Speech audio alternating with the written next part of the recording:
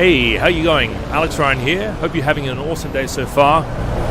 A common question that I get often asked is when you're buying stuff for your Amazon store, maybe you got an eBay store, maybe you're just importing from China and selling on e-commerce.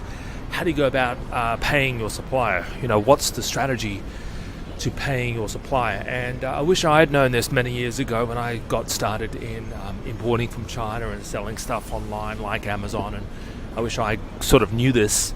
There are a couple of ways to pay your suppliers or pay factories. The number one way is obviously if you're buying on Alibaba, there's something called Alipay or something called escrow, which means you pay them. You pay a third party, they hold the money until the goods are delivered or prior to shipment. When the goods get shipped over, they receive the balance. So usually it's about 50%, sometimes 30% up front. And then when it's ready to ship, prior to shipment, they'll issue an invoice and you'll pay the balance, right? Now, that's one way, and that's probably the safest way, escrow. And when you pay an escrow, I usually pay by credit card, which actually gives me extra insurance because I have a really good credit card and gives me good insurance on goods purchased, right? So if something does happen, I've got double insurance, but nothing's happened so far, knock on wood. If you get asked to pay by Western Union, do not ever pay by Western Union because it's untraceable. They can literally get a fake ID. They can get you to pay to a fake name. They'll go into a fake ID, collect the money, and never send you a thing. So don't pay by Western Union. TT, same thing.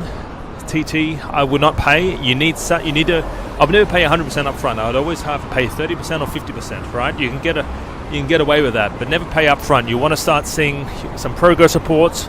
You want to make sure that they are actually working on your product. They actually are doing some stuff. Just keep that in mind. So never pay by Western Union.